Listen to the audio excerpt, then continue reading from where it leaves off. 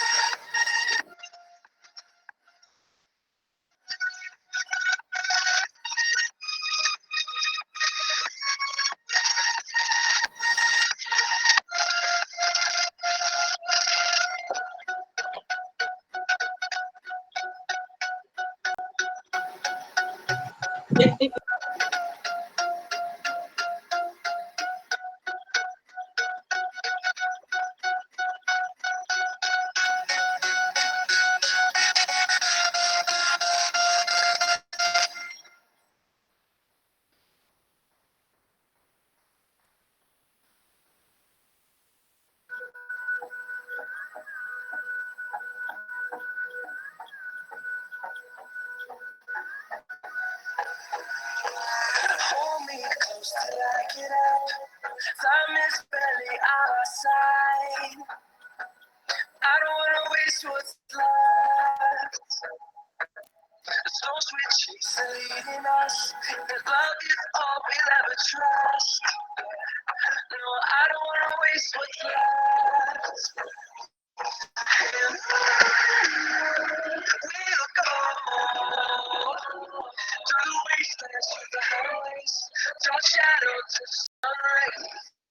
And we'll go through the wastelands, through the highways, and on we'll go.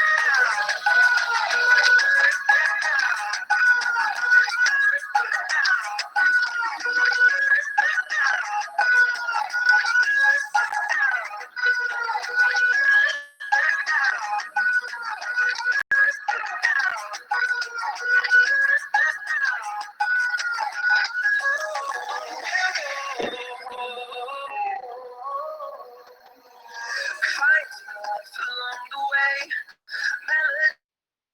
melodies we haven't played. No, I don't want no rest. Echoing around these walls, fighting to create a song. I don't wanna miss a beat. And on we'll go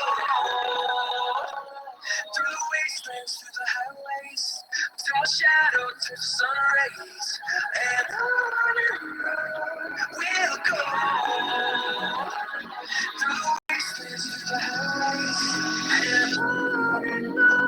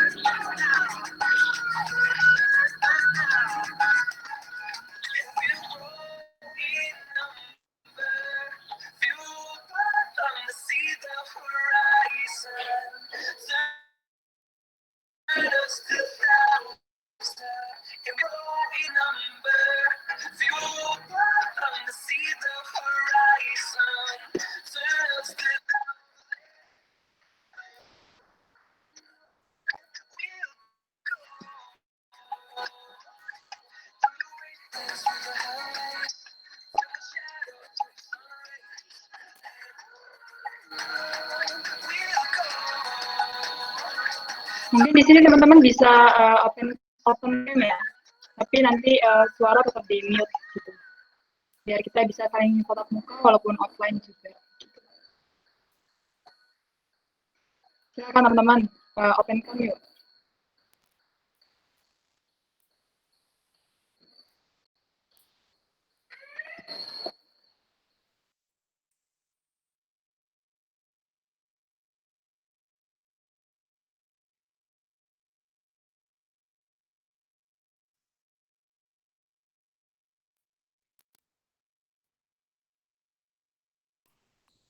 Kapan Mbak mulai?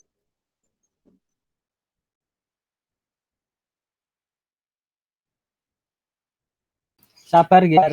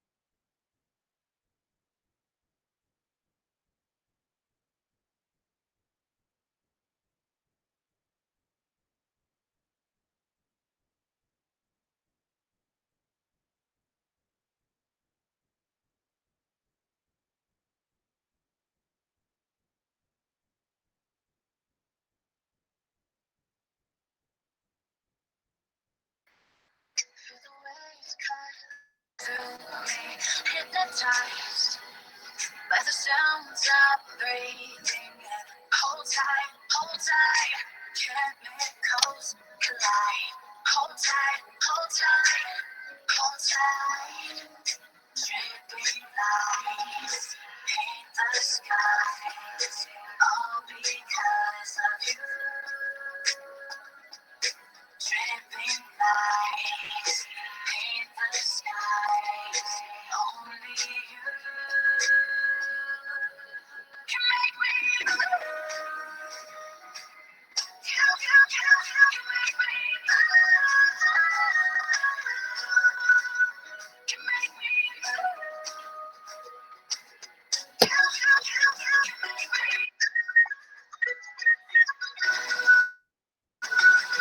can make me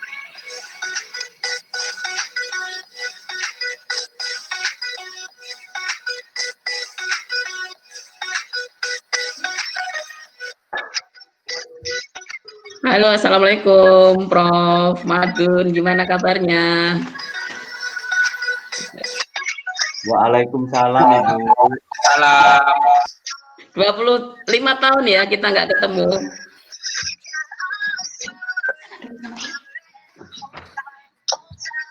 ...25 tahun kita nggak ketemu, luar biasa.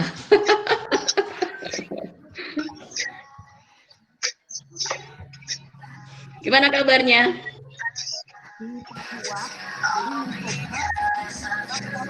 Masih di mute itu, masih di mute. Right, oke. Sudah bisa mendengar sekarang? Ya, sudah. Ya. Wah, logatnya masih Saya ini Australia nih. Iya, cenderung jadi ini tadi lebih memilih mood untuk jadi penyimak Mbak Sri, jadi saya mute tadi dan Anda sadarkan saya. Gitu.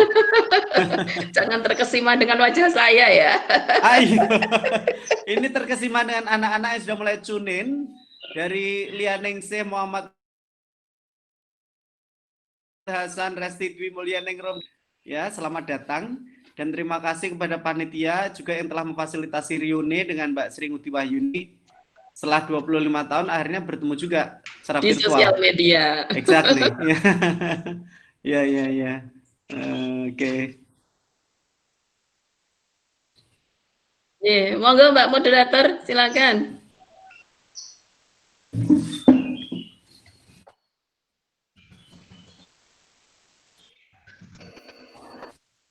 Saya mulai ya. Assalamualaikum warahmatullahi wabarakatuh. Waalaikumsalam warahmatullahi wabarakatuh. Warahmatullahi wabarakatuh. Yang saya hormati kepada... Oke, sebentar Bu.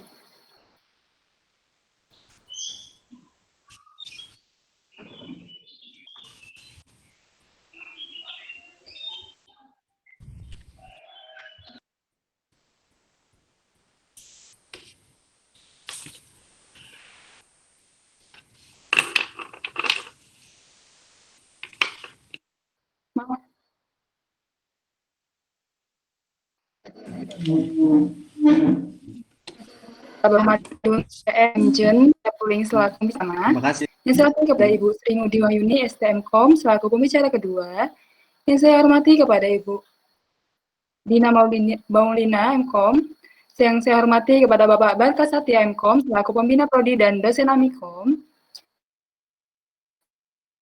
Yang saya hormati kepada Bapak Doni Arius MKom selaku dan dosen Amikom. Serta teman-teman yang saya wassalamualaikum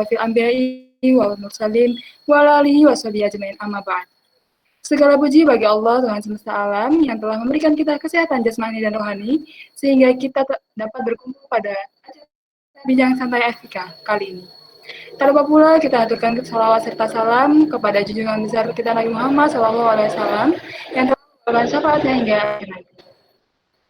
Baiklah, selamat datang di acara bareng Etika dengan tema teknologi informasi dan literasi masyarakat di era 4.0. Sebelumnya, perkenalkan saya Nur Karimah selaku MC akan memandu jalannya acara pada kesempatan kali ini. Sebelumnya, saya akan membacakan standar operating procedure Yang pertama, peserta wajib memasuki platform 15 menit sebelum acara dimulai. Yang kedua, peserta wajib mengikuti seluruh rangkaian acara. Yang ketiga, ketika acara telah dimulai, peserta wajib mute voice kecuali moderator forum dan pembicara. Yang melanggar, maka di-mute oleh server. Kemudian, bagi peserta yang ingin bertanya, dianjurkan untuk mengajukan diri terlebih dahulu melalui fitur chat yang telah disediakan oleh platform media online. Lalu kemudian menyalakan mic ketika telah dipersilakan oleh moderator atau peserta menyampaikan pertanyaan pada fitur chat. Kemudian presensi akan diberikan saat acara sudah dimulai dan akan ditutup saat acara sudah selesai. Kemudian peserta dilarang mengucapkan kata-kata atau melakukan tindakan tidak sopan dengan mengganggu jalannya acara. Peserta wajib mematuhi tata tertib, dan peserta yang melanggar tata tertib akan dikenakan sanksi berupa teguran oleh moderator. Jika peserta mengulangi hal yang sama, panitia berhak mengeluarkan peserta dari forum. Baiklah, untuk mempersingkat waktu, perkenankan saya membacakan susunan acara kali ini. Acara yang pertama adalah pembukaan, acara yang kedua adalah pengenalan materi, acara yang ketiga adalah acara inti, acara yang keempat adalah Q&A, yang kelima adalah door prize, dan yang terakhir adalah penutup. Untuk lancarnya acara ini, mari kita buka dengan berdoa menurut kepercayaan masing-masing. Berdoa dimulai.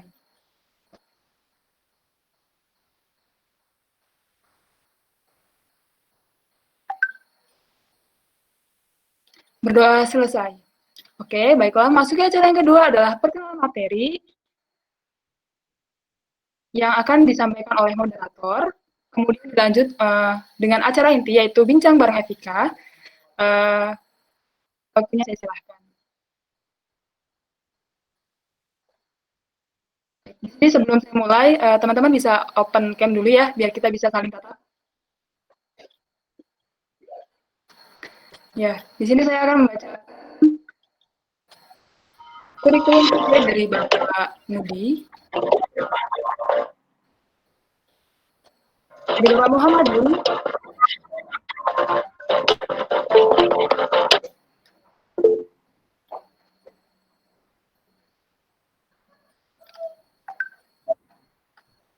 Beliau adalah Bapak Dr. Muhammadun MPS Mgen, Epling, yang lahir pada tanggal 21 November 1977.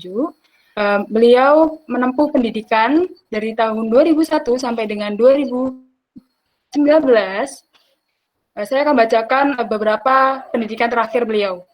Pada tahun 2014 sampai 2016, beliau menempuh pendidikan di Advanced Research Program, Management with Knorr College of Art and Society Science, the Australian National University, Canberra, Australia. Kemudian pada Januari 2019, beliau menempuh pendidikan sebagai Doctoral Degree, Community Development Doctoral Program in Islamic Studies, Islamic University of Yogyakarta, Indonesia. Kemudian beliau juga sempat mengikuti scholarship dan fellowship dari tahun 2012 sampai dengan 2019. Di sini saya akan membacakan beberapa yang terakhir ya. Di tahun 2018, beliau mengikuti fellowship on Art and Spirituality Workshop Art Gallery of South Australia, July 2018. Kemudian pada tahun 2019, beliau mengikuti International Symposium on Nature and Culture, CAMEA, University of Adelaide. Kemudian beliau juga pernah mempublish akademik dari tahun 2019 sampai dengan 2020. Di sini beliau publishnya banyak banget, saya nggak bisa bacain satu-satu, tapi saya akan bacain yang tahun 2020 dengan tema Exploring the Integration Interconnection Paradigm in the Indonesia Context of Community Education and Practice, Yulumuna, Journal of Islamic Studies, Volume 2001, Number 1, 2020. Kemudian beliau juga pernah mengikuti conference paper dari tahun 2011 sampai dengan 2019. Di sini ada tahun 2019, beliau mengikuti temanya Nature and Culture in Early Modernity paper will be present in CMA, University of Adelaide, October 2019. Balancing Transnational Movement with local culture, people present at International Annual Seminar at First Indonesian American Collaboration, Ulumullah International Journal of Islamic Studies, June 2018. Oke. Kemudian saya akan membacakan professional experience yang telah beliau laksanakan, yaitu dari tahun 1998 sampai dengan sekarang. Di sini saya akan membacakan dua, yaitu dari tahun 2017 sampai sekarang, sebagai oleh Special Attendees Award dan Inovasi The Palladium Group. Kemudian yang sekarang beliau menjadi Asisten Profesor in Social Work Method and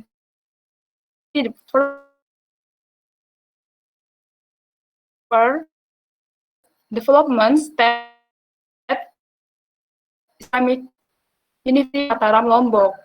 Oke.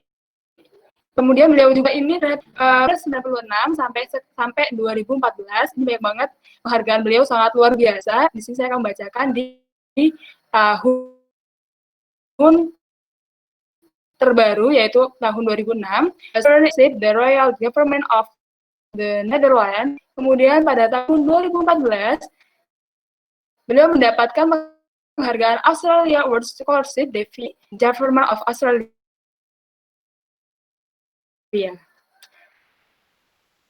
Begitu. Ini banyak banget, langsung kenalan aja.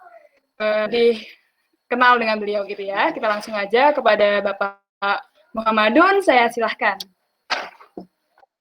Dulu, right, oke. Assalamualaikum warahmatullahi wabarakatuh.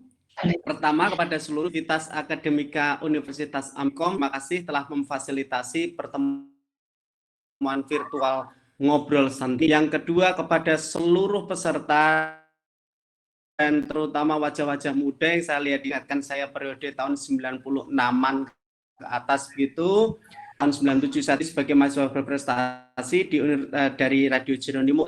Kalian mengingatkan saya akan nuansa Yogyakarta. Mbak Nur Karimah, terima kasih atas moderasinya untuk acara. Hanyalah TV, saya juga pembelajar sepanjang hayat. Satu dari 74 sekitar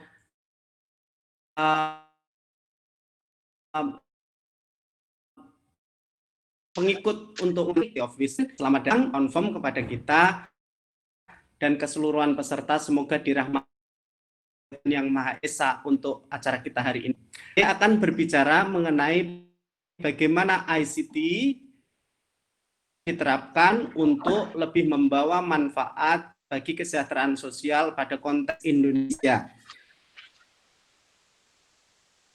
Nah, akan ada presentasi saya untuk koneksi terputus karena saya berada di Nusa Tenggara Barat yang rata koneksi internetnya tidak begitu bagus, sehingga saya lebih memilih untuk mode recording dalam video YouTube yang akan segera diputar. Ada sebuah errata 1, kalau nanti saya menunjukkan sebuah infografis, saya masukkan sebagai infografis dan bukan sebagai grafik, begitu ya. Diskusi lebih lanjut, sebenarnya tadi malam ketika saya recording itu ada 22 menit sekian. Jadi kalau ingin membuat versi detail, kalian bisa memintanya saya dan saya post pada Google Drive. Nah, demikian perkenalan pendek dari saya, Pak Mo, pengembang masyarakat dari Universitas Islam Negeri Mataram. Teman dari Mbak Sri Wahyuni, terima kasih Bu Sri ya, dan saya selalu sangat mengapresiasi pertemuan intersection antara bidang-bidang IPA seperti ICT dan bidang-bidang sosial seperti ilmu kesejahteraan sosial dan pengembangan masyarakat Islam yang kami bina di sini. Silakan Mbak Nur Karimah, saya berikan kembali waktunya untuk memutarkan video saya supaya singkat. Terima kasih. Ya, terima kasih.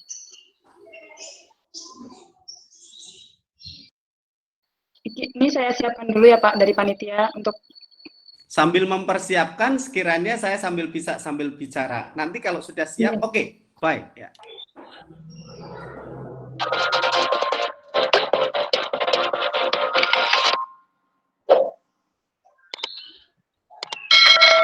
Hai, simak video edukatif saya tentang ICT dan Community Literacy. Oke, ada 4 bagian mengenai kuliah tersebut. Yang pertama adalah kesepakatan mengenai ICT, Yang kedua adalah definisi mengenai community literacy. Yang ketiga adalah terlepas dari manfaat ICT pada literasi masyarakat, hambatan-hambatan apa yang kita namakan sebagai distorted development yang menjadi potensi untuk masalah pengembangan masyarakat, serta terakhir upaya-upaya kita sebagai warga negara untuk mengurangi hambatan-hambatan tersebut. Oke, yang pertama, ICT bisa kita sepakati sebagai keseluruhan infrastruktur dan komponen-komponen untuk komputasi modern. Nah, apa guna komputasi modern ini? Salah satu contoh paling penting adalah kemungkinan big data untuk dianalisis secara meta. Meta-analisis memungkinkan data-data yang raksasa jumlahnya tadi bisa dikuantifikasi dengan paket-paket statistik untuk memberikan masukan kepada pemerintah dalam sebuah program layanan sosial. Seperti contoh, di masa COVID-19, siapa sih pihak-pihak yang paling terdampak dan karenanya harus segera diberikan bantuan. Itu salah satu manfaatnya. Nah, terkait dengan literasi, ICT tidak bisa kita sepakati saja sebagai infrastruktur melulu. Ada bagian lain, yaitu kesiapan pengguna. Mereka cukup literat atau tidak? Literat dimaknai sebagai, dalam konsep literasi, mampu membaca, menulis, berhitung. Dan itu bagus untuk pencapaian literasi Indonesia seperti grafik seperti ini. Hanya saja dalam konteks teknologi ICT yang sudah sangat merebak, definisi dasar Charles Stone tadi harus melebar sebagaimana definisi UNESCO, yaitu seseorang atau masyarakat disebut literat jika mereka mampu untuk identify, understand, communicate, and compute using either printed or online visual materials associated with varying context. Konteks literasi masyarakat ini pada materi-materi yang baik tercetak maupun online digunakan sebagai alat pengambilan keputusan dalam konteks yang beragam. Jika tidak mampu memenuhi standar literasi,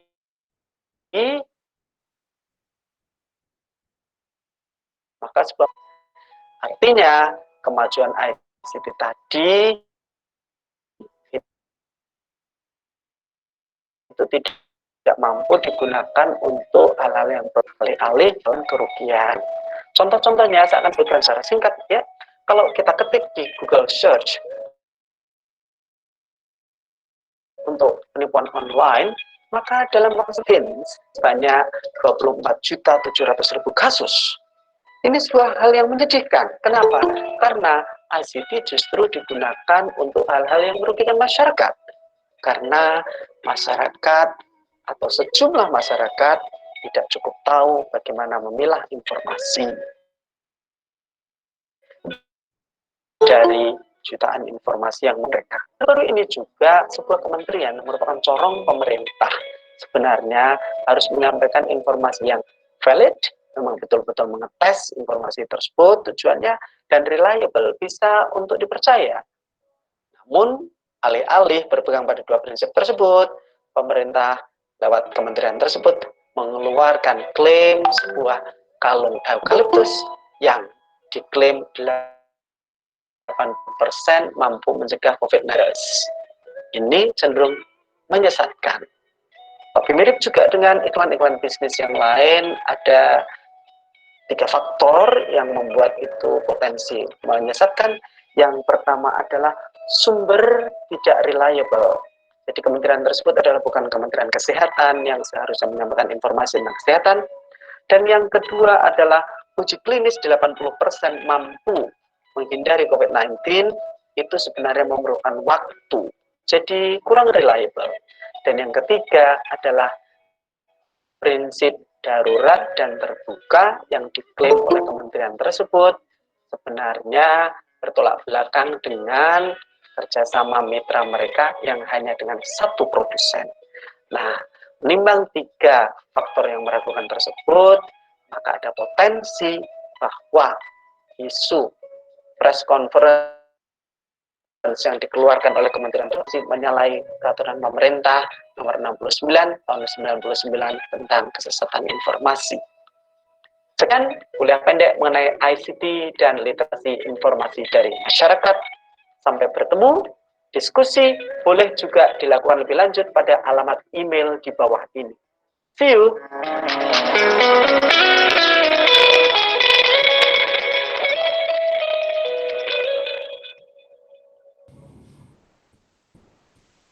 Saya kembalikan ke Nur Karimah. Apakah ya sesuai deret untuk agenda acara? Silahkan. Silahkan moderator untuk lanjutkan ke agenda acara. Ya. Oke, baik, terima kasih kepada Bapak Muhammadun. Sekarang kita mulai bincang santai bareng Bapak Muhammadun ya. Kepada Bapak Muhammadun mungkin bisa sharing nih tentang materi yang akan disampaikan seperti itu. Ya.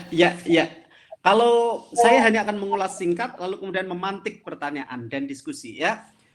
Jika tadi sempat buffer, maka hal yang ingin saya sampaikan itu adalah sebenarnya definisi literasi di era teknologi informasi.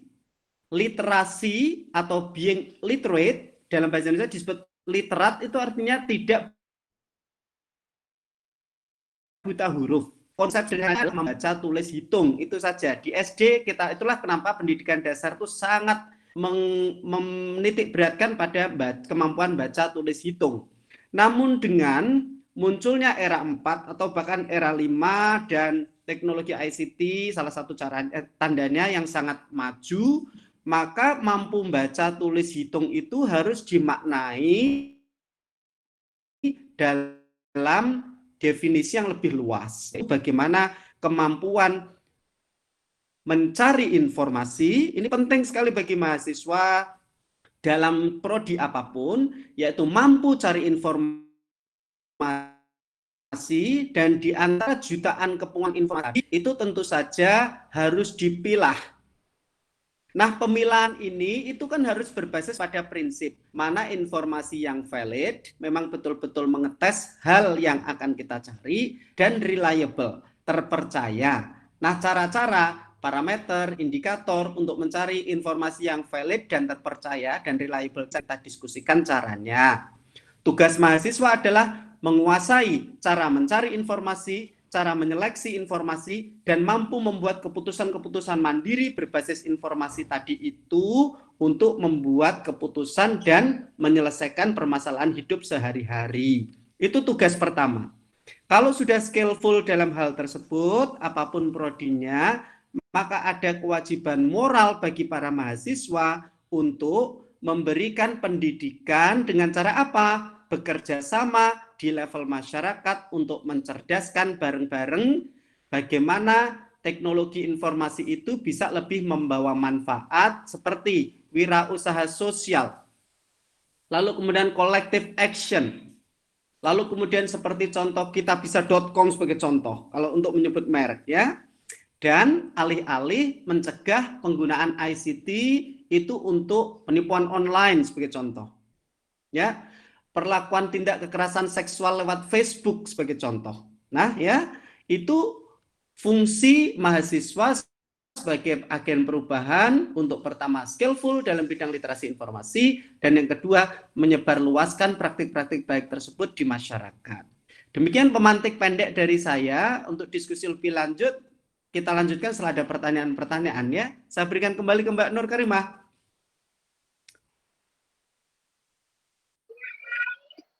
Terima kasih, Pak. Mungkin di sini teman-teman kira-kira nih ada nggak pertanyaan yang mau ditanyakan sama Bapak Muhammadun berikut? Ada nggak nih teman-teman yang kepo nih terkait literasi ya?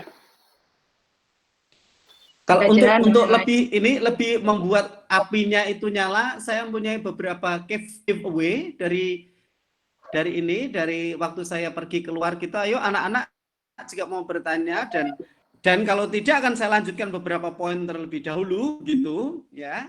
Silahkan, mana suka? Ayo silahkan. Oke, Ya, ada yang dan bertanya itu yang Bu mau dari bertanya, Ibu Rizka Mutiah.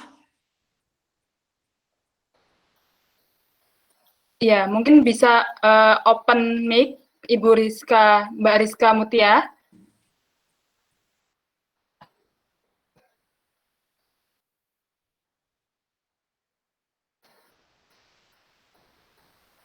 Halo, Mbak Rizka.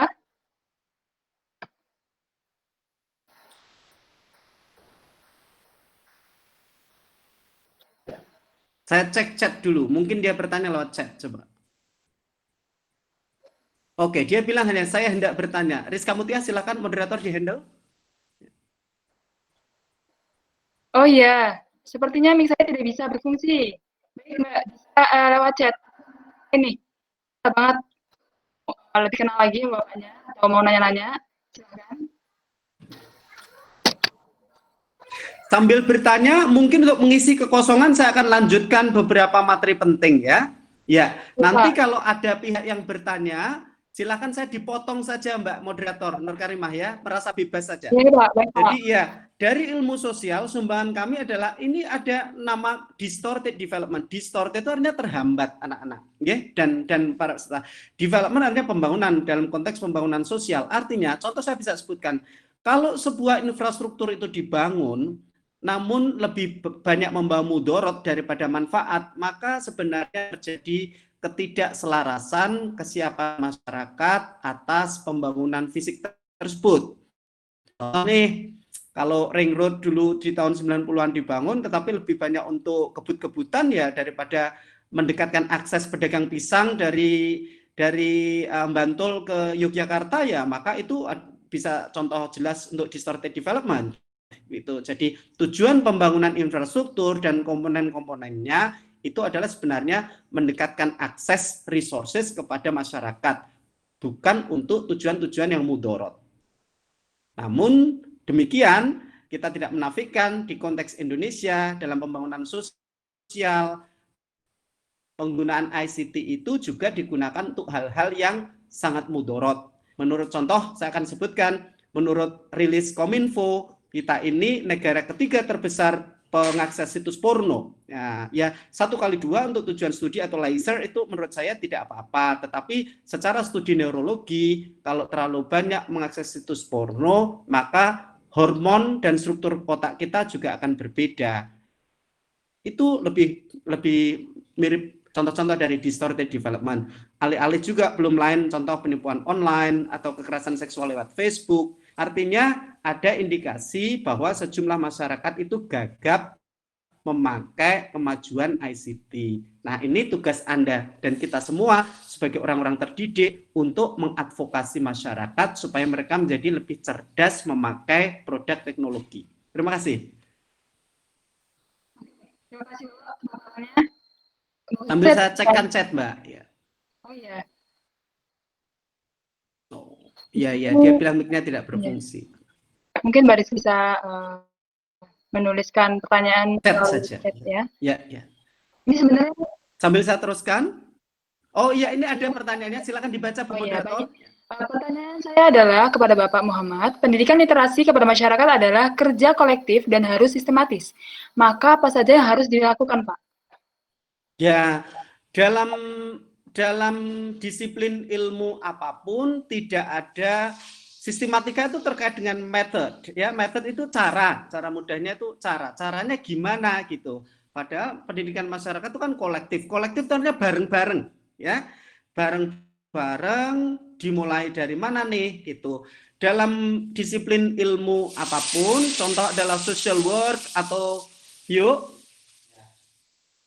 dalam social work ataupun ilmu kesejahteraan sosial tidak ada satu metode yang terbaik.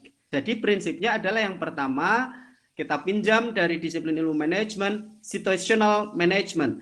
pengelolaannya itu nanti harus berbasis situasinya seperti apa, kondisi lapangannya seperti apa, begitu. Nah, baru kemudian kita melihat dalam kajian keilmuan itu ada berapa metode untuk melakukan tindakan-tindakan sosial atau social action. Kalau kita mengacu pada definisi-definisi dari bidang ilmu pengembangan masyarakat, maka ada 6 metode. Salah satu metode yang paling populer itu adalah advokasi, turun memberikan penyadaran kepada masyarakat dan bekerja sama dengan pihak-pihak terkait. Contoh Babinsa kalau di desa, atau LSM yang bergerak di bidang pendidikan, bil khusus pendidikan literasi, dan atau public hearing kepada DPRD untuk menyuarakan isu-isu yang mengemuka bagaimana ICT itu membawa mudorot daripada manfaat. Itu salah satu contohnya. Ada 6 cara sebenarnya. Kita bisa bahas lebih lanjut. Silakan.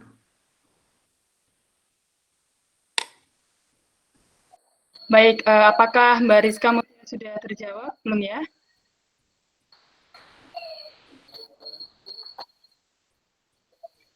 Oke, karena Rizka memiliki kesulitan untuk mikrofon, saya pikir saya akan terangkan lebih detail. Ya, kalau kita acu pada hasil-hasil penelitian dari Zastro ataupun Bronfenbrenner, ya, akan ada 6. Yang pertama kita bahas satu-satu. Yang pertama adalah individual terapi. Terapi individual ini mengacu pada apa? Kalau Anda tahu bahwa literasi informasi itu penting dan teman Anda kecanduan untuk game online sehingga kuliahnya terganggu, untuk contoh pendek yang mudah saja, maka Anda sebenarnya bisa memberikan peer support, ya, dukungan teman sebaya untuk temannya yang Anda pikir itu sedang terganggu mentalnya karena apa? Adiksi untuk game online. Sebagai contoh begitu. Itu adalah konsep dasar dari individual therapy. Yang kedua adalah family therapy. Bagaimana keluarga-keluarga itu sebenarnya merupakan pagar utama untuk mencegah mudorot daripada ICT. Contoh, di keluarga-keluarga modern sekarang, komputer untuk anak-anak di bawah umur, anak-anak itu artinya menurut Undang-Undang Perlindungan Anak adalah dari kandungan sampai umur 18 tahun, akses komputer dan penaruhan komputer itu selalu di layout di ruang publik di dalam rumah, tidak pernah di kamar pribadi. Nah, kenapa? Untuk orang tua itu mampu memonitor dan mengawasi anakku itu bagaimana ketika menggunakan ICT. Demikian, karena anak itu harus dikontrol dengan cara apa? Diarahkan. Mereka belum mampu membuat keputusan mandiri layaknya orang dewasa. Belum siap menerima resikonya saat berbuat sesuatu. Itu masalahnya. Yang ketiga disebut metode untuk community empowerment dan community organization. Nah, ini satu contoh paling mudah untuk karena wajah-wajah yang saya lihat di sini kan wajah-wajah mahasiswa ya, wajah tu wajah ya begitu. Yang 98 yang lain ini mungkin tidak menampakkan, ya minta maaf kalau kurang cocok dalam konteks contohnya. Konteks untuk community empowerment ini KKN, Mbak dan Mas, untuk kalian ya. Juga untuk Mbak Anggita Devania yang sedang senyum dan memakai jilbab, kelihatan dari sini. Oke, gitu ya. Dan ini KKN itu mudah. Bagaimana Anda ini mencoba membaca analisis kebutuhan masyarakat itu apa? Kalau Android di situ itu karena sudah menjadi barang umum dan mudah diakses, ketika mereka mempunyai akun Facebook lebih banyak digunakan untuk manfaat atau bahkan untuk hal yang mencelakakan diri mereka. Karena kalau Anda Google Search atau Yahoo Search atau apapun search dalam search engines, itu kalau kekerasan seksual lewat Facebook itu banyak sekali terjadi di Indonesia, dan itu menjadi keprihatinan kita semua, ya gitu. Nah, community empowerment salah satu contohnya adalah KKN tadi. Anda mampu membaca sensing need analysis lewat apa? Wawancara, observasi, membaca temuan-temuan penelitian sebelumnya, dan kemudian meminta konfirmasi kepada otoritas. Siapa otoritas di KKN program Anda? Pemerintah desa atau pemerintah kelurahan kalau Anda berada di sektor urban, ya, Itu Anda bisa berkonsultasi untuk minta, Pak, kami membaca masalah sosial seperti ini akibat ICT, apakah bisa kami membuat program untuk pelatihan pemakaian ICT dan pengawasan ICT kepada anak-anak oleh para orang tua. Itu cocok, ya. Atau bagaimana membentuk wirausahawan muda dengan memakai jejaring media online, itu bisa, ya. Tergantung dari kebutuhan analisisnya seperti apa gitu. Yang keempat adalah untuk research, ya, social work research. Ketika kita mempunyai data-data seperti tadi, bagus sekali jika data-data itu diikat dalam sebuah narasi dan kemudian dipublikasikan di koran, di buletin Universitas Amikom untuk bilang bahwa, hello, kami major pada ICT tetapi concern dengan permasalahan-permasalahan sosial yang ternyata muncul dari kecanggihan ICT tersebut. Padahal kita sudah bergerak ke era 5. Bagaimana ini kesiapan masyarakat? Begitu. Jadi ilmu itu interdisipliner. Disiplin kalian itu sebenarnya hanya kotak-kotak untuk memudahkan belajar. Tetapi di kehidupan nyata kita nanti selalu berhadapan dengan kompleksitas permasalahan itu yang kait-mengait. Ya ICT nanti terkait juga dengan sosiologi masyarakat. Begitu sebagai contoh, ya. Oke. Yang kelima adalah administrasi. Bagaimana publikasi-publikasi dalam research itu kita administrasikan secara teratur, rinci, sistematik, sehingga data-data tersebut itu menjadi sangat kuat untuk diolah dalam sebuah proses meta-analisis dengan menggunakan piranti statistik dan membuat sebuah rekomendasi kepada pemerintah dan masyarakat serta pihak-pihak terkait untuk sebuah tatanan pembaharuan kebijakan sosial. Dan itulah alat yang terakhir, yaitu review kebijakan sosial. Bagaimana sebuah formulasi kebijakan sosial itu kita anggap sebagai proses alih-alih hukum yang sudah mati dan harus diikuti jika kita temukan ada gap permasalahan di lapangan antara UU, TI sebagai contoh, atau UU, label, dan informasi iklan mengenai pangan dalam kasus kalung eukaliptus yang saya contohkan seperti contoh, itu bisa diperbaiki. Nah, salah satu dari 6 cara tadi itu tidak ada yang paling baik. Mana yang paling tepat dengan situasi lapangan itu bisa dilakukan lebih dulu. Demikian ya, Mbak Nur Karimah untuk memantik, silahkan. Baiklah, terima kasih kepada Bapak Muhammadun. Di sini kita langsung ini aja ya. Oh ya. Oh ya, saya mau ini bertanya sedikit nih dengan Prof. Muhammadun nih. Menarik sekali ya teman-teman. Tadi Prof. Muhammadun bilang bahwa Calistung itu untuk kepentingan anak-anak ya, terutama untuk memantau bagaimana mereka belajar secara sistematis gitu ya. Terus gimana kalau untuk mahasiswa kami? Ya. Nah ini wajah-wajah, katanya tadi kan wajah-wajah gallower ya, setiap saat itu hidup tanpa HP itu seperti hampa ya, hidup tanpa pacar kan gitu. Nah ini gimana tipsnya nih, Pak Muhammad? Usulan saya Mbak, untuk program Diploma 3 itu memang vocational based ya. Jadi saya sedikit belajar, langsung saya search untuk website Amikom. Ibu Sri Ngutiwahyuni dan adik-adik ini kan mengelola dan belajar di program Diploma 3. Nah, program Diploma 3 itu cirinya adalah vocational, yaitu berbasis tumpuan pada keterampilan. Saya beri satu contoh begini, untuk anak-anak bekerja, lalu kemudian kita kaitkan dengan manfaatnya bagi anak-anak 0 sampai 18 tahun. Mahasiswa di program Diploma 3 prodi kalian itu diharapkan untuk mengetahui basis pengetahuan dulu, knowledge, teoritiknya dipelajari ya 40% asumsinya. 60% adalah terapan untuk praktik, yaitu apa? Bagaimana kajian mengenai TI tadi itu diterapkan dalam setting praktik. Saya akan memberikan contoh. Di universitas lokal di sini, saya akan sebutkan Universitas Bumi Gora, itu ada prodi D3 yang serupa. Nah, mereka itu menerapkan kajian keilmuannya itu dengan membuat sebuah cerita bergambar digital. yang membantu anak-anak kelas 3 SD untuk belajar buku-buku literasi online. Literasi itu artinya tidak selalu buku teks LKS dan buku paket, itu tidak. Tetapi bagaimana anak didorong untuk lebih memahami isi bacaan, itu bisa lewat cerita tentang burung kua yang bertelur sebagai contoh.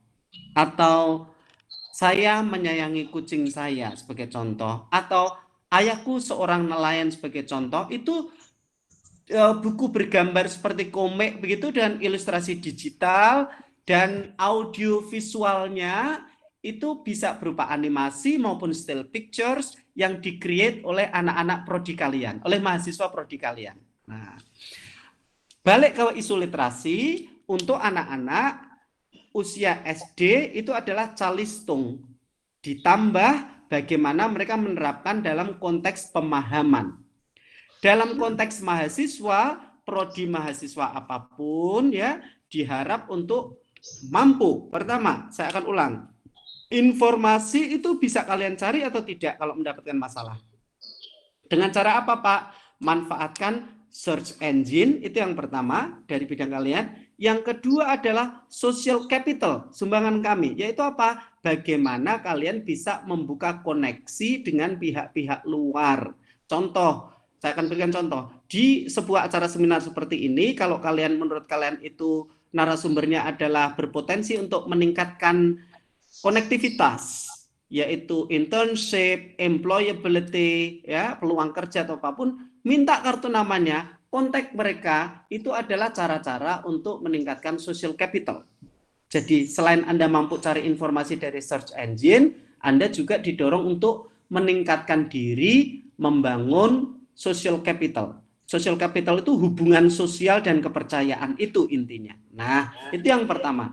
Yang kedua adalah setelah mampu mencari informasi, mampu tidak kalian menyeleksinya. Yang nggak penting, yang nggak terpercaya, buangin dulu. Itu salah satu trik untuk website terkait dengan informasi dari search engine. Kalau website yang berbasis .edu atau .gov itu tentu saja lebih terpercaya daripada website-website yang mungkin kita tidak tahu, mungkin dakwah piungan atau PKS piungan, kita tidak tahu itu reliable atau tidak begitu, ya. Oke, jadi seek for info, select lalu kemudian gunakan informasi-informasi yang sudah terseleksi tadi itu untuk membuat keputusan. Keputusan itu apa? Pilihan-pilihan. Pilihan A dengan resikonya, manfaatnya ini, kerugiannya itu. Pilihan B, manfaatnya ini, kerugian itu. Pilihan C, nah silahkan kalau Anda sudah pilih sebagai mahasiswa itu kan manusia dewasa, umur 18 lebih itu dianggap mampu membuat keputusan mandiri, harus mampu belajar untuk membuat kemandirian. Kalau sudah buat satu keputusan, maka sudah harus siap dengan resikonya, yaitu kerugian-kerugian tadi itu diminimalkan dalam sebuah istilah yang namanya risk management. Begitu, ya. Oke. Demikian? Ya, silakan. Baik, terima kasih kepada Bapak. Ini sebelum kita lanjutkan tanya jawab, saya lanjutkan ke pembicara kedua dulu ya. Betul, biar, betul ya. Ya. Nanti biar waktunya saya menyimak ya. Terima kasih. Ya, terima kasih Pak. Terima kasih Mbak Nur. Oke, baiklah kita masuk ke pembicara yang kedua, yaitu Ibu Ngudi Wahyuni. Saya akan membacakan kurikulumnya sebentar. Di sini saya akan mempersingkat saja ya, biar waktunya juga teman-teman buat diskusi lebih banyak gitu. Beliau bernama Sri Ngudi Wahyuni, S.Com, dan merupakan sekretaris program studi D3 MI. Oke, di sini saya akan membacakan beberapa saja. Ada beliau setelah melakukan research interest itu data mining atau artificial intelligence, project management and software engineering, prediction and clustering, time schedule, critical path method, system development life cycle. Kemudian di sini ada juga saya akan membacakan pendidikan beliau. Itu di tahun 2012 sampai 2014 beliau menjalankan pendidikan di Department of Industrial Engineering Islamic University of Indonesia Master Program in Informatics and Com. Kemudian di tahun 2020 sampai sekarang, beliau menjalankan pendidikan di Doctor of Philosophy Computer Science of Universitas Kristen Satya Wacana Indonesia. Kemudian yang terakhir saya akan membacakan scholarship-nya beliau. Di sini tahun 2006 sampai 2007 beliau mendapatkan beasiswa Muhammadiyah. Kemudian 2012 sampai 2014 mendapatkan beasiswa unggulan dalam negeri Ristek Dikti. Kemudian di tahun 2020 sampai sekarang beliau mendapatkan di Universitas Amikom Yogyakarta. Oke, untuk lebih mengenal siapa sih Ibu Ngudi Wahyuni ini dan bagaimana kerennya beliau, kita langsung saja ya bincang sama Ibu Yudi. Yudi, saya silakan untuk memaparkan materi. Bu Yudi, saya silakan. Baik, terima kasih Mbak Nur. Sebentar saya share. Ini kelihatannya agak sedikit resmi-resmi gimana gitu ya.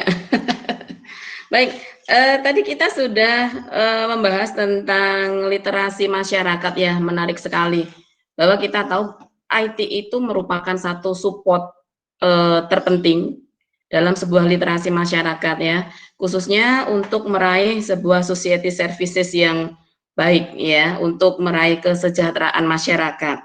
Nah, kalau kita berbicara big data itu mulai diperkenalkan di akhir 2020 ya, 2010 akhir, mulai awal 2011 ada beberapa elemen dalam big data. Nah, ini kalau teman-teman untuk D3 biasanya kita masih bingung, kita mau KKL apa sih, kita mau bikin apa sih, sebenarnya banyak yang bisa dilakukan ya teman-teman ya. Tadi sudah disonding sedikit oleh Pak Muhammadun tentang apa toh yang bisa kita lakukan untuk masyarakat ya. IT adalah satu alat yang dipergunakan untuk mensupport hingga masyarakat itu bisa ya, bisa mendapatkan kenyamanan, bisa mendapatkan kesejahteraan, dan bisa mendapatkan kemudahan-kemudahan akses ya untuk keseharian mereka. Nah, big data sendiri ini banyak sekali elemennya. Ada infrastruktur ya, ada intelijen, ada analitis, banyak sekali. Ya. Kenapa sih harus ada big data?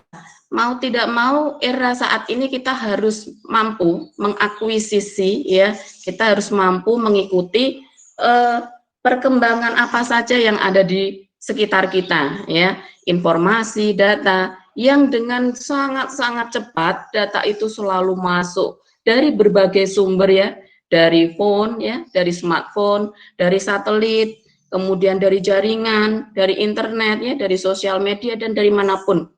Banyak sekali. Nah, data-data itulah yang nanti akan ditampung ya, ditampung dalam satu tampungan besar yang orang bilang itu sebagai big data. Nah, kita sebagai orang IT, bagaimana caranya bisa mengelola big data ini untuk memberikan manfaat yang sangat luar biasa untuk kesejahteraan masyarakat ya. Nah, jika teman-teman saat ini belajar di informatics ya atau di computer science, maka teman-teman saat ini dibekali beberapa alat atau piranti yang nantinya akan dipergunakan untuk mengolah data-data yang berada di berbagai sumber. Contoh, data yang berasal dari smartphone ya, baik itu gambar, baik itu teks, baik itu grafik ya, nanti akan harus diolah sehingga teman-teman mampu memberikan visualisasi kepada masyarakat untuk hal-hal yang lebih bermanfaat ya. Maka dari sinilah lahir yang namanya keilmuan dengan pendekatan AI atau pendekatan kecerdasan buatan ya. Banyak pendekatan yang lahir di sini, bisa menggunakan text mining gitu ya, ada keilmuan yang namanya NLP gitu ya. Jadi apa yang kita pelajari di informatika ini sebenarnya adalah mempelajari alat, mempelajari piranti, bagaimana caranya kita bisa mengolah data yang sifatnya sangat besar ya, sangat bervariasi, sangat variatif gitu ya, yang kecepatannya sangat luar biasa, sehingga kita mampu menyajikannya dalam bentuk-bentuk yang sangat bermanfaat gitu ya. Oke. Di era 2010 hingga 2011 akhir itu ada 5 karakteristik yang bisa ditangkap dari big data ya. Yang pertama adalah value. Value ini kita berbicara tentang masalah nilai ya. Banyak sekali data-data di situ yang nantinya bisa kita ekstraksi. Bagaimana caranya? Dengan menggunakan statistical method gitu ya, dengan menggunakan sebuah pendekatan-pendekatan yang bisa digunakan ya.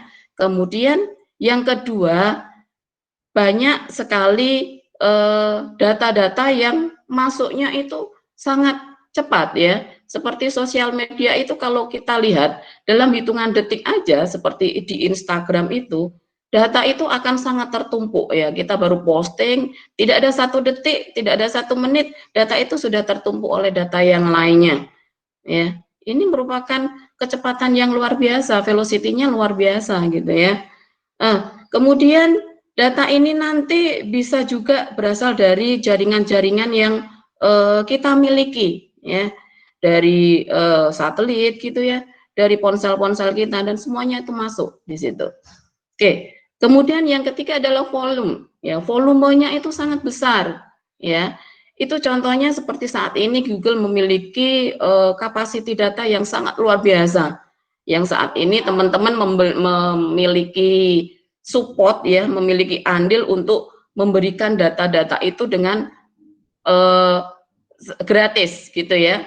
Jadi di sini kita harus bisa membatasi bagaimana caranya supaya data-data kita ini tidak terekspos ya, volumenya kita kurangkan untuk hal-hal yang sedikitnya yang bermanfaat gitu ya. Yang kelima adalah variety ya. Variety-nya sangat luar biasa. Di sini jenisnya baik yang terstruktur, tidak terstruktur gitu ya. Kemudian banyak yang semi terstruktur. Maka di sini nanti kita akan lahir ilmu-ilmu atau pendekatan-pendekatan yang namanya metode. Nah, maka di sini kita ada pendekatan menggunakan fuzzy logic misalnya gitu ya. Kita menggunakan pendekatan neurolanguage misalnya. Kemudian teman-teman menggunakan pendekatan yang namanya data mining misalnya.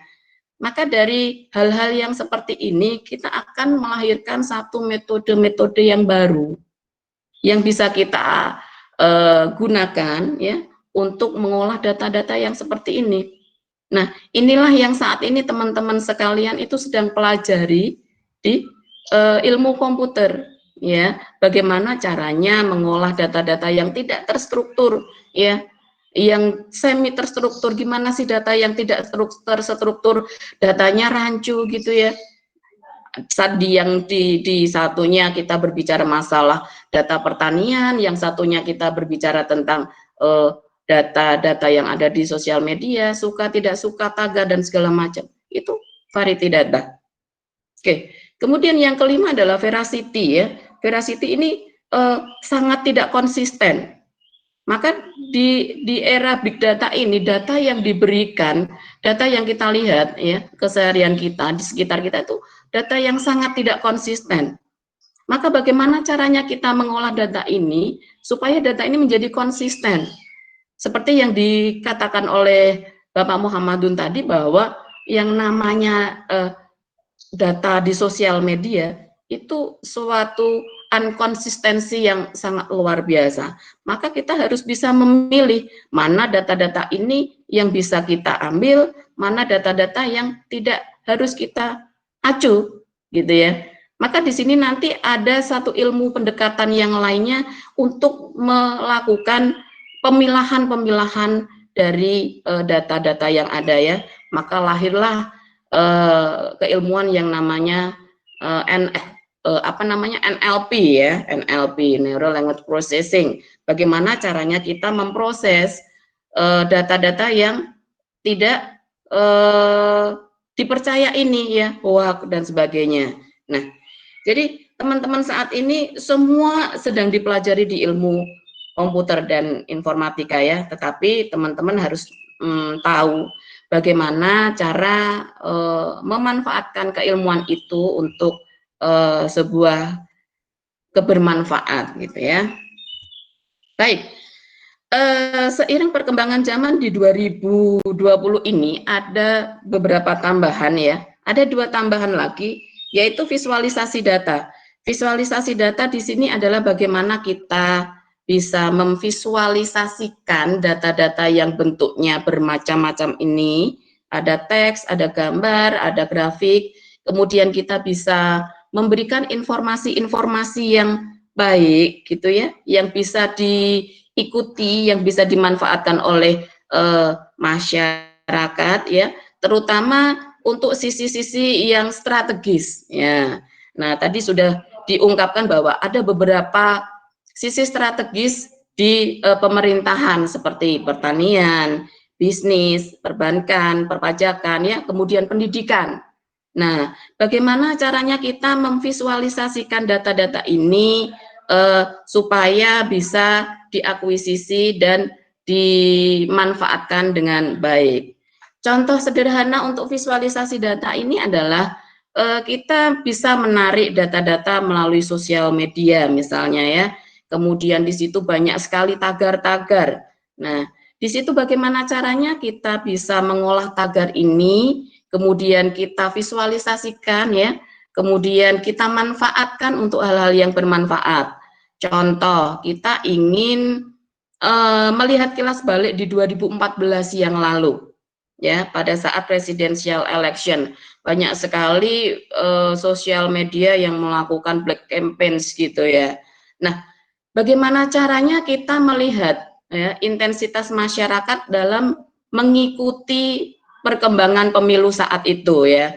Maka dengan visualisasi data kita bisa melihat, menarik data dengan cara mengambil dari source tagar-tagar, misalnya tagar Presiden Jokowi, tagar Presiden number 1, tagar bla bla bla. Nah, kita visualisasikan itu sehingga data-data yang divisualisasikan itu nantinya akan bisa kita gunakan untuk melahirkan sebuah regulasi seperti yang tadi Pak Muhammadun bilang ya. Nah, regulasi ini lahir karena ada sebuah kondisional ya. Maka dari hal-hal tersebutlah akan lahir sebuah hal-hal yang baru. Nah, kemudian tambahan yang kedua adalah availability ya, ketersediaan data itu setiap saat bisa dijangkau ya. Bagaimana kita bisa mendapatkan data yang kita butuhkan melalui banyak sekali sumber-sumber metadata gitu ya. Baik, kenapa sih kita harus mengacu big data gitu ya? Big data pertama adalah cost reduction. Nah, di sini kita bisa mengurangi yang namanya biaya. Kita nggak perlu, kalau seandainya kita mau periksa, kita nggak perlu mengeluarkan motor gitu ya misalnya, kemudian kita pergi ke dokter. Sekarang sudah ada satu aplikasi yang bisa membantu kita ya, contohnya adalah Halo Dokter gitu ya.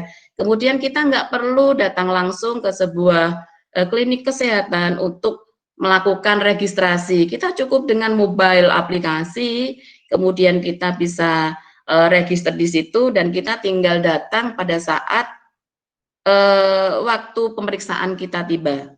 Nah, ini merupakan peluang buat teman-teman yang berkutat di bidang mobile programming. Nah, bagaimana caranya membangun sebuah media yang baik, media yang bermanfaat untuk mampu mengurangi atau mereduksi biaya-biaya yang ada di masyarakat. Nah, kemudian yang kedua adalah mereduksi waktu, itu jelas ya. Kalau dulu ketika kita mau membeli tiket, kita harus datang langsung ke tempat pelayanan penjualan tiket. Tetapi saat ini kita tidak perlu langsung datang ke sana ya. Banyak sekali aplikasi-aplikasi seperti Traveloka gitu ya, seperti apa namanya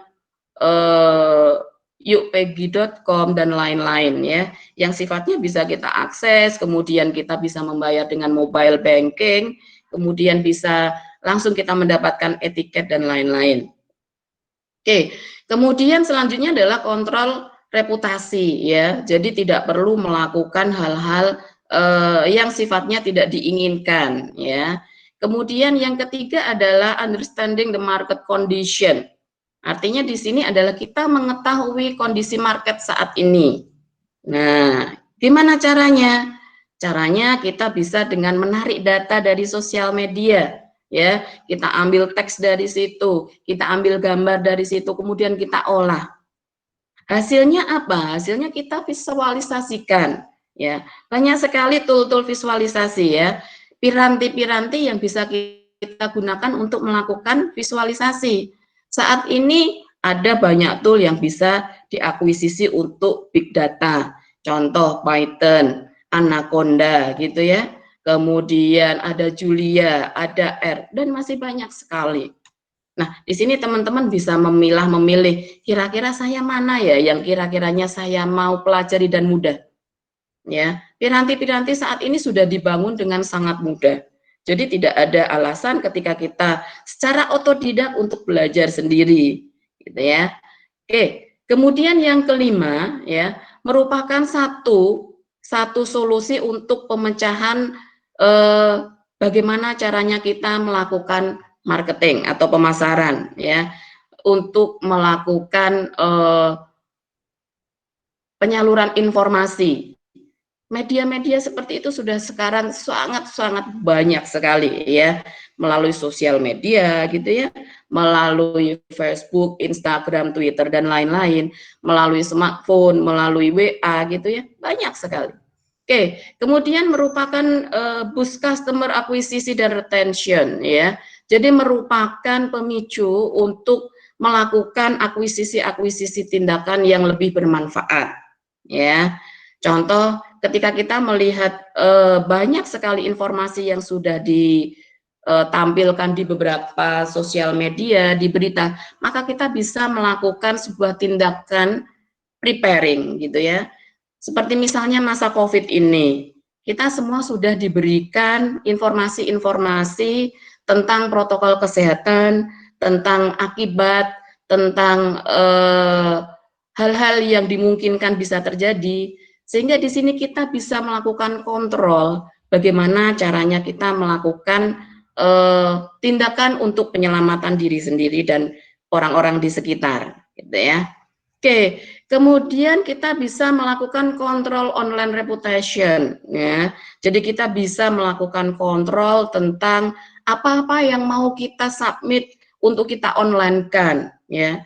Ada pepatah mengatakan bahwa jarimu adalah harimaumu. Nah, ini sangat-sangat luar biasa. Maka apa-apa yang sudah kita masukkan di sosial media, kita akan masuk ke dalam sebuah data tampungan yang besar dan data itu akan bisa diakses oleh publik. Ya. Kemudian yang terakhir adalah as a driver of innovation and product development. Jadi big data ini akan menjadi sebuah booster untuk menampilkan, untuk menciptakan produk-produk baru. Ya, contoh sederhana. Di Indonesia ini banyak sekali yang namanya aplikasi ya, aplikasi-aplikasi ya. Kemudian di Google Play Store kita sudah melihat banyak sekali jutaan bahkan ya aplikasi yang muncul. Nah, dengan menggunakan data-data yang sekarang sudah banyak di sosial media, dari komen-komen yang sudah ada di sosial media, itu akan menimbulkan sebuah produk baru yang lebih inovatif, gitu ya. Contohnya, ketika kita melakukan komen tentang mengeluh sebuah fasilitas, maka di situ akan menimbulkan, akan menciptakan sebuah aplikasi-aplikasi baru. Ya, contoh tadi kita sudah diberikan contoh oleh Pak Muhammadun tentang literasi masyarakat yaitu Calistung ya. Saat ini anak-anak sedang dalam kondisi belajar daring di rumah. Nah, dengan menggunakan data-data komen-komen orang tua yang ada di sosial media, maka kita akan memiliki ide ya untuk membuat sebuah aplikasi-aplikasi yang bisa mendukung calistung itu bisa terlaksana. Contoh sederhana adalah kita membuat tentang video-video berbasis animasi, video-video berbasis multimedia gitu ya. Bagaimana caranya video itu memberikan tutorial-tutorial tentang pembelajaran untuk anak-anak gitu ya. Nah, itu 8 kebermanfaatan big data di antara kebermanfaatan yang lainnya. Oke. Nah, contoh salah satu tentang layanan masyarakat, kita berbicara masalah kesehatan ya. Kesehatan adalah salah satu hal terpenting untuk bisa mencapai masyarakat yang madani ya. Artinya bahwa kesehatan adalah menjadi sumber dari segala kesehatan yang lainnya ya. Kesehatan badan terutama menjadi sumber dari kesehatan pikiran, psikologis, kemudian kesehatan dari aktivitas yang lainnya. Nah, mengingat bahwa big data, kita punya satu hal yang perlu dicermati ya, bahwa big data ini menjadi kunci pokok utama adalah one single data ya, satu data. Jadi kita harus seperti SCTV ya, satu untuk semua. Artinya kita di sini punya satu key, kita punya satu identity card number ya di eKTP yang bisa kita manfaatkan untuk mengakses seluruh layanan yang ada di negara kita ya. Maka di sini ketika kita berbicara masalah tentang big data, maka data-data yang bersumber dari eKTP itu harusnya bisa kita manfaatkan untuk mendapatkan layanan-layanan yang baik ya, baik itu layanan kesehatan, layanan pendidikan, layanan pajak, kemudian layanan administratif dan layanan-layanan yang lainnya ya. Jadi di sini sebenarnya kunci utama ketika kita mau menjadi satu kemajuan literasi masyarakat adalah komitmen bersama ya. Komitmen bagaimana caranya kita bersama-sama memiliki ide yang sama, memiliki misi yang sama untuk membangun Indonesia single data ya, Indonesia satu data, sehingga layanan kesejahteraan bisa tercapai. Nah, ini salah satu contoh pemanfaatan big data untuk layanan kesehatan ya. Maka dari mulai kita melakukan pendaftaran ya, kemudian di sini kita bisa mengakses rekam medis kita, kemudian di sini kita bisa mendapatkan layanan gitu ya. Bayangan kita bahwa di Indonesia nantinya kita mendapatkan layanan itu tidak perlu jauh-jauh datang ke rumah sakit tertentu ya. Dari rumah saja kita berharap kita mendapatkan layanan yang baik gitu ya.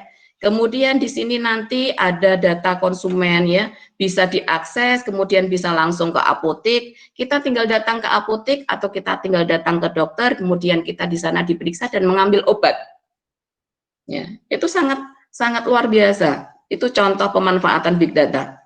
Kemudian pemanfaatan big data yang lainnya untuk administratif yang saat ini masih menjadi kendala adalah data-data yang ada di beberapa sumber data itu tidak bisa kita akses secara bersama-sama ya.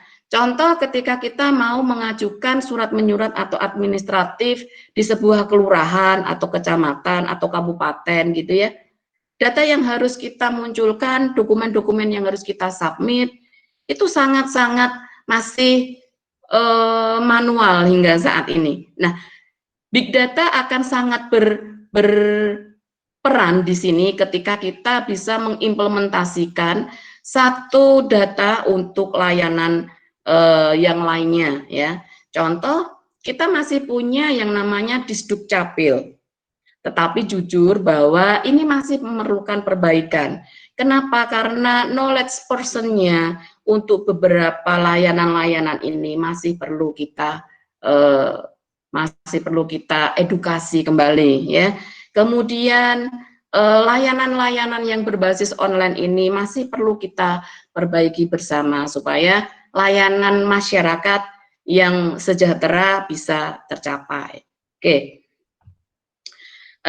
Kemudian saya juga akan memberikan contoh, ya, ini masih tentang kesehatan, ya, kesehatan. Maka banyak sekali nantinya bagian-bagian tertentu yang bisa diakses menggunakan data yang sama, ya, seperti yang sudah tadi kita jelaskan. Di sini cukup dengan menggunakan mobile aplikasi, ya, kita bisa mengakses data ke dokter, kemudian kita bisa mengakses ke data registrasi, kemudian kita bisa mengakses ke data farmasi, kemudian kita bisa mengakses ke data antrian, gitu ya, sehingga kita tidak perlu meluangkan waktu yang sangat panjang untuk datang ke layanan-layanan yang seperti itu. Nah, di sini ada peran yang sangat luar biasa untuk teman-teman di manajemen informatika maupun informatika yang lainnya, ya, di mana teman-teman saat ini yang sedang belajar, ya, di bidang multimedia, di bidang visualisasi data, di bidang mobile programming, kemudian di bidang web programming. Ini membutuhkan sentuhan-sentuhan teman-teman sekalian, ya. Sangat-sangat memerlukan sentuhan teman-teman. Contohnya apa? Contohnya kita bisa membuat sebuah website layanan, ya, untuk pasien-pasien yang ada di urban community, ya. Misalnya membuat website untuk layanan-layanan di puskesmas, ya. Kemudian bisa membuat mobile aplikasi untuk layanan-layanan di puskesmas, ya. Jadi kita bisa mengurangkan waktu tunggu, kita bisa mengurangkan antrian di situ, ya. Kemudian kita bisa memberikan layanan-layanan yang lebih baik kepada masyarakat, gitu ya. Oke. Kemudian bagi teman-teman yang main di multimedia, di sini banyak sekali peran teman-teman yang dibutuhkan. Bagaimana caranya mengedukasi masyarakat tentang layanan-layanan yang saat ini sedang ada di sekitar kita, ya. Kemudian teman-teman di multimedia bisa berperan bersama-sama dengan para penggerak edukasi, dengan para penggerak sosial di masyarakat untuk memberikan bimbingan dalam bentuk video dan audio visual, ya. Oke. Kemudian salah satu contoh yang sudah melakukan implementasi, ya, kita bisa lihat di eHealth-nya Surabaya. Ya, ini sudah sangat luar biasa. Di Yogyakarta sendiri saat ini sudah dibangun, tetapi belum seluruhnya diimplementasi karena masih dalam taraf perbaikan-perbaikan terus, gitu ya. Beberapa waktu yang lalu sudah kita bangun bersama IT Master Plan-nya, ya, yang rencananya nanti akan terkoneksi ke seluruh lini, ya. Ada farmasi, pendidikan, wisata, kesehatan, pajak, dan lain-lain. Jadi pemerintah kota Surabaya, pemerintah kota Yogyakarta sekarang sudah mempersiapkan tentang layanan-layanan berbasis big data. Oke, nah ini contoh ketika kita berbicara tentang EKTP, ya. EKTP ini adalah satu kartu elektronik yang saat ini kita semuanya sudah miliki. Nah, harapan kita ke depannya dengan menggunakan One ID card number, ya, kita bisa mendapatkan layanan-layanan seperti health services, ya, pajak, ya, kemudian untuk pemilu, kemudian untuk pengajuan dokumen-dokumen, ya, kemudian untuk pendidikan dan yang lain-lain, ya. Terutama yang sangat kita soroti adalah kenapa kita tidak menggunakan data yang sama. Saat ini kemungkinan kita masih memiliki varian data yang sangat luar biasa ya. Satu departemen dengan departemen yang lain itu memiliki data yang berbeda-beda. Nah, harapan kita ke depannya adalah dengan menggunakan big data, maka semua data ya, semua layanan itu akan terintegrasi dengan baik ya. Sehingga kita bisa mendapatkan, bisa menuju masyarakat yang sejahtera ya. Apalagi di era 4 saat ini ya, era 4 saat ini semuanya serba teknologi ya. Masa pandemi ini adalah masa yang tidak kita inginkan bersama ya, sehingga bisa bersama-sama bagaimana menempatkan teknologi ini ya, menempatkan big data ini menyelesaikan masalah tentang pendidikan sistem daring yang saat ini masih menjadi PR kita bersama. Nah, harapan saya adalah teman-teman yang sedang belajar di informatika dan ilmu komputer bisa membangun fasilitas-fasilitas seperti ini yang mampu dipergunakan oleh masyarakat dalam menyelesaikan permasalahan, ya, terutama masalah edukasi. Bagaimana kita bisa membangun sebuah e-learning yang baik, ya, kita bisa membangun sebuah video-video tutorial yang baik, yang sifatnya nanti bisa free access ya, tidak berbayar, yang bisa dimanfaatkan oleh adik-adik kita, oleh guru-guru kita yang masih sangat membutuhkan bantuan-bantuan kita orang informatika. Nah, mungkin itu yang bisa saya sampaikan, kembalikan ke Mbak Nur Karimah. Pada Ibu Sri Ngudi, tadi pemaparannya sangat jelas sekali ya. Di sini yang bisa saya tangkap adalah bagaimana penggunaan big data itu bisa mengolah sebuah informasi yang bisa digunakan oleh masyarakat gitu. Jadi di sini yang saya dapat sih dari big data, dari data-data kita ini bisa mempermudah segala kehidupan yang ada di sekitar kita, seperti itu. Mungkin dari teman-teman semuanya nih, ini pemaparan materi bagus sekali. Jadi kalau misalnya mau nanya, silahkan. Saya mau buka sesi Q&A.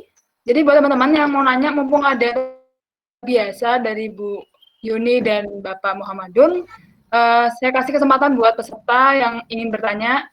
Silahkan. Iya, saya say hello dulu dengan teman saya, Pak Aris Uji. Selamat datang Pak Aris, 25 tahun kita nggak ketemu jadi join di seminar kita, Pak Prof. Muhammadun, luar biasa ini. Teman-teman dari fisika kita dulu bisa join. Terima kasih Pak Aris. Pak Aris. Oke, teman-teman, saya ingin memancing sedikit ya.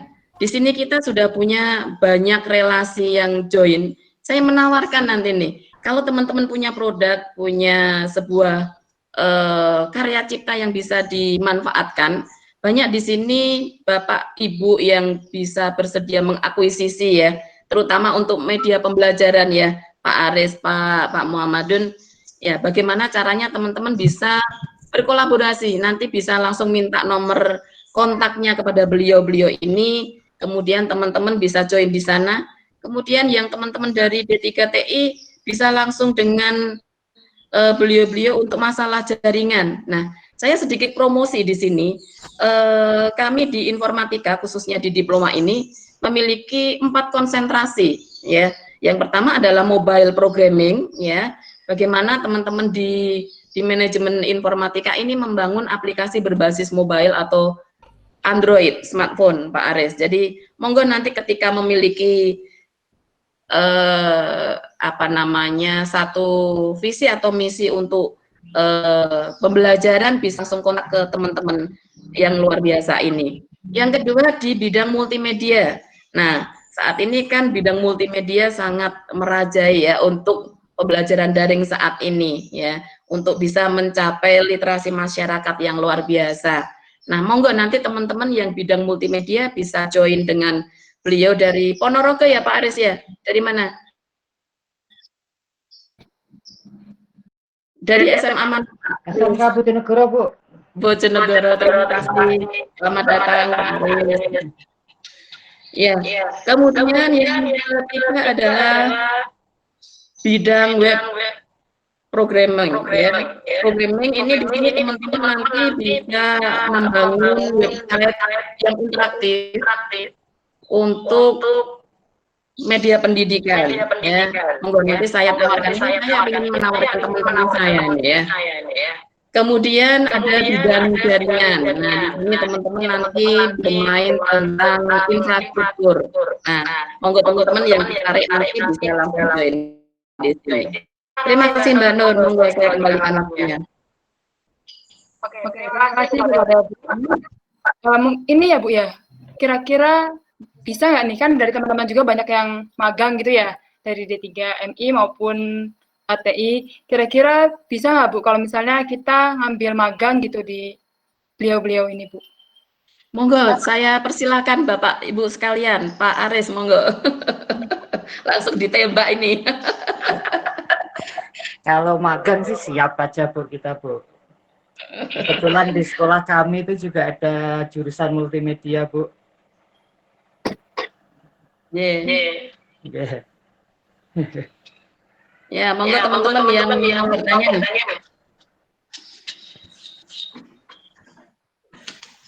Saya sediakan door prize untuk 2 penanya ya, 100.000 masing-masing untuk uang pulsa nih. Nggak usah banyak-banyak.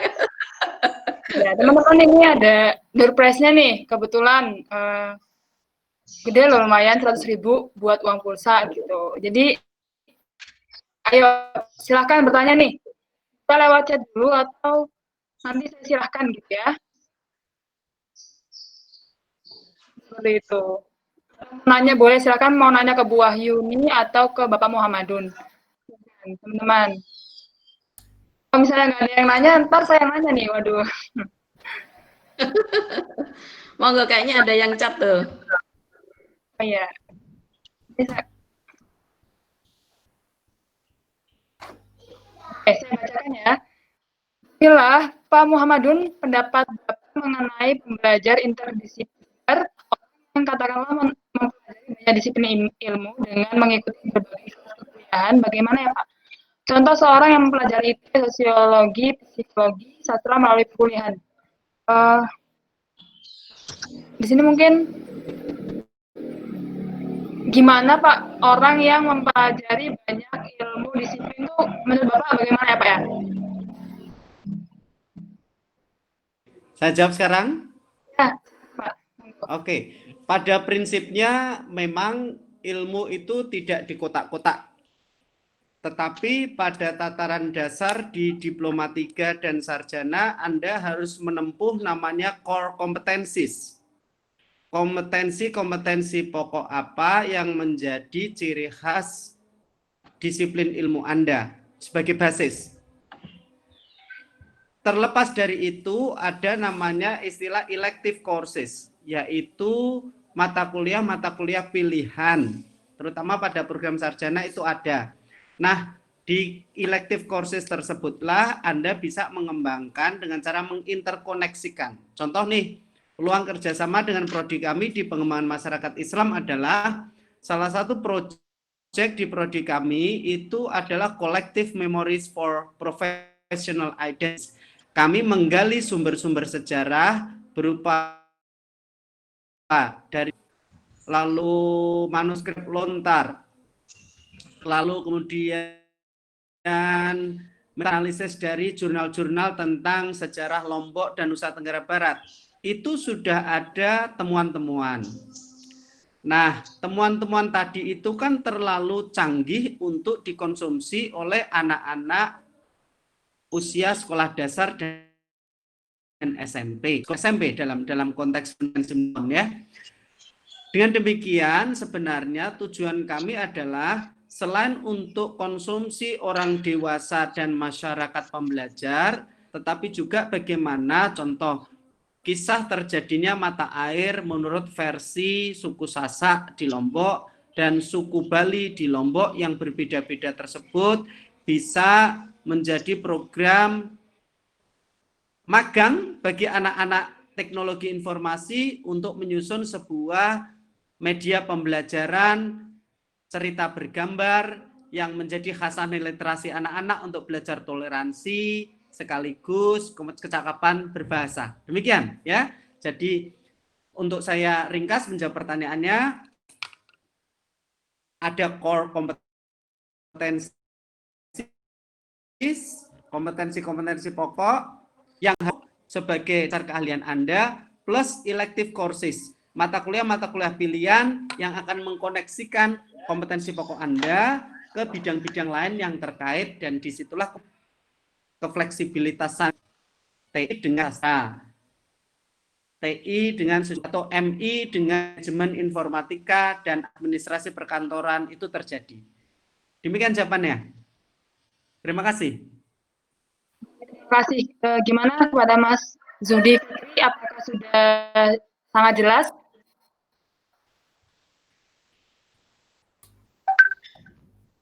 Kalau belum ada tanggapan, boleh saya sentuh lagi satu kalimat?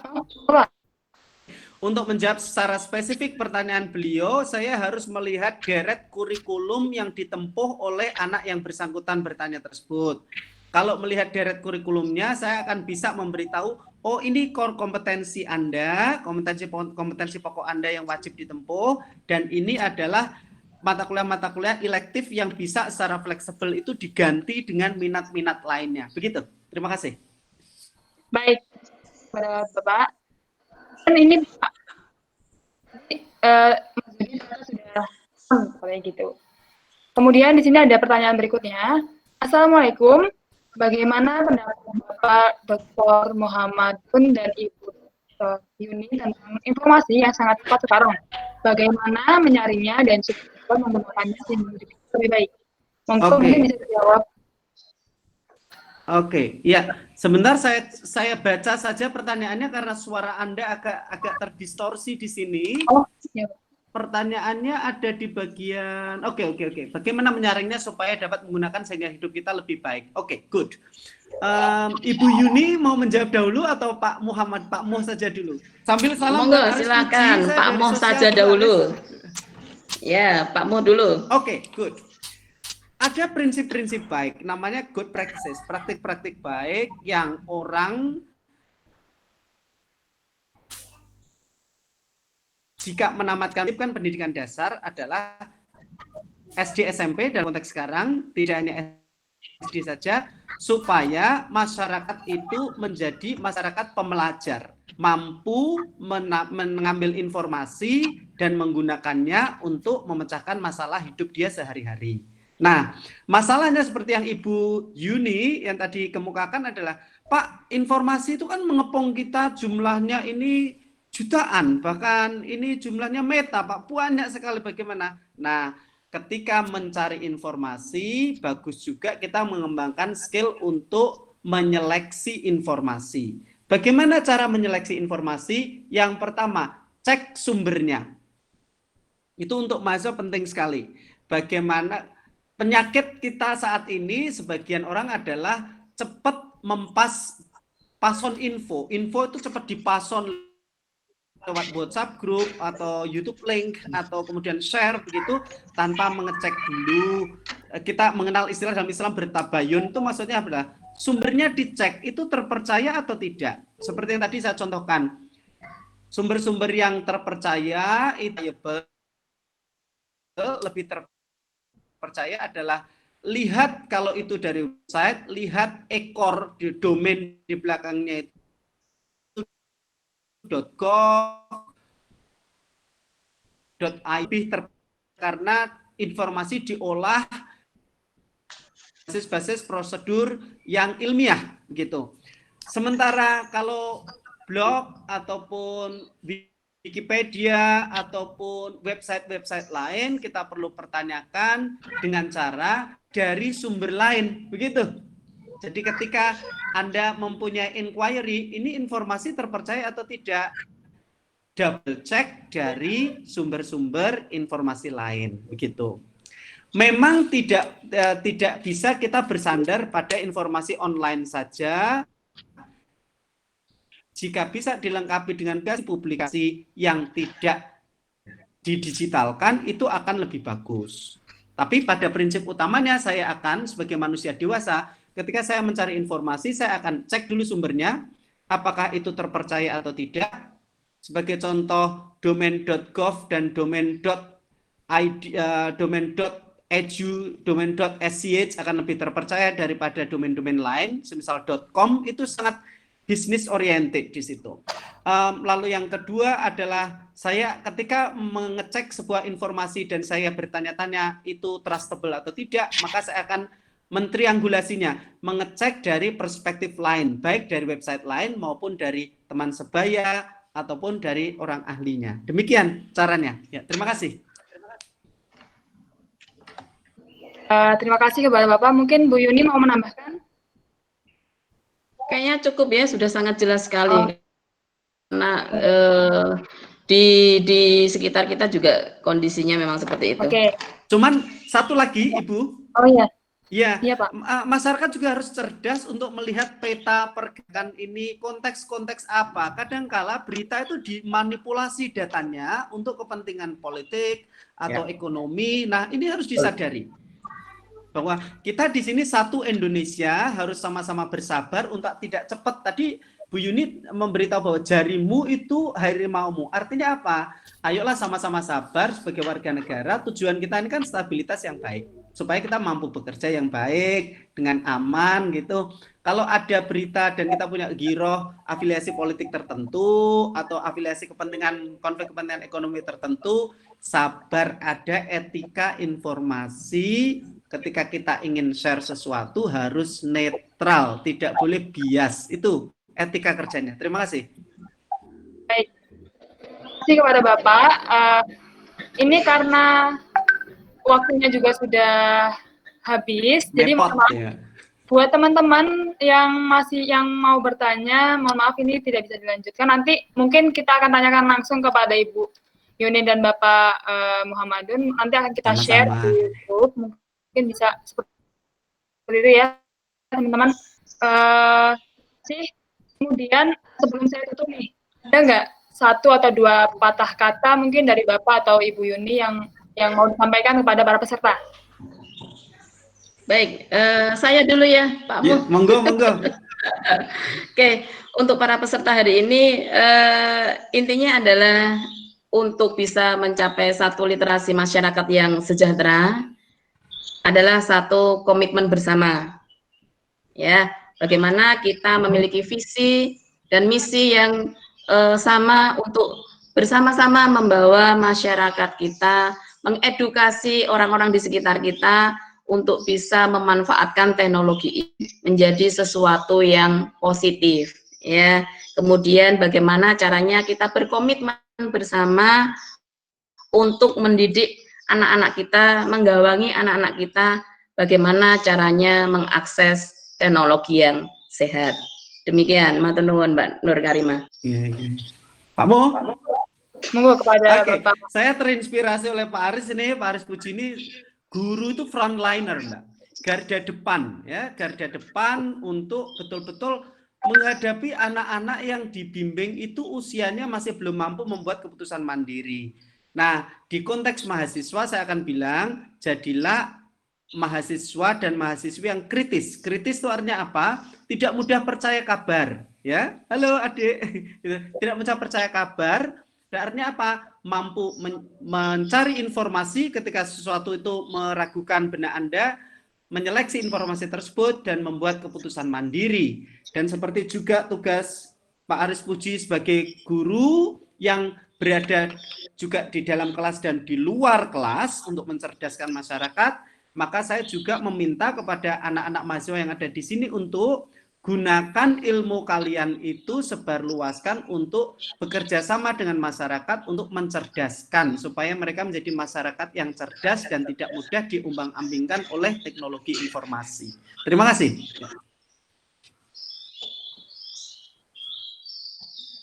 Baik, terima kasih kepada Pak Muhammadun ya.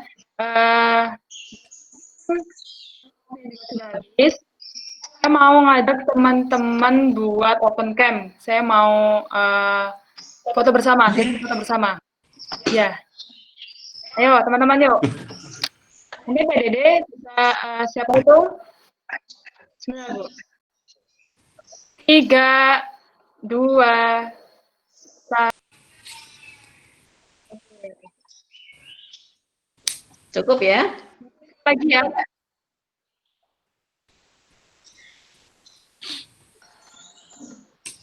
Maaf ini ada sedikit gangguan sepertinya.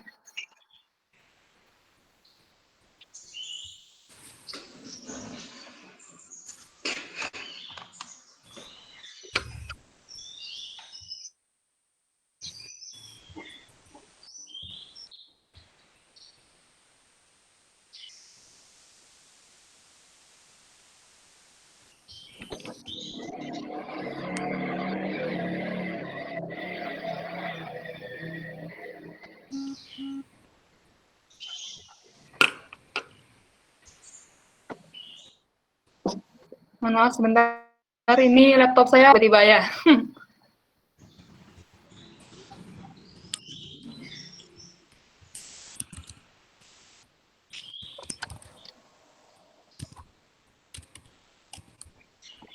Suara saya kedengeran ya? Ya, Halo, ya, cek. masuk Mbak. Dah. Masuk, Mbak. Ini karena waktunya juga sudah habis, saya langsung masuk ke acara yang terakhir saja, yaitu acara tutup. Baiklah, untuk menutup acara ini, saya mengucapkan terima kasih kepada seluruh peserta yang telah berkontribusi dan ikut di acara ini. Tanpa kalian, acara ini tidak akan berjalan dengan lancar. Dan saya juga berterima kasih kepada seluruh panitia yang mau dan telah meluangkan waktunya. Akhirnya acara ini berjalan sangat-sangat lancar dan sangat baik. Saya ucapkan terima kasih lagi kepada para pemateri yang telah bersedia untuk mengisi acara ini. Kemudian saya akhiri, saya selaku moderator dan MC, saya undur diri. Wassalamualaikum warahmatullahi wabarakatuh.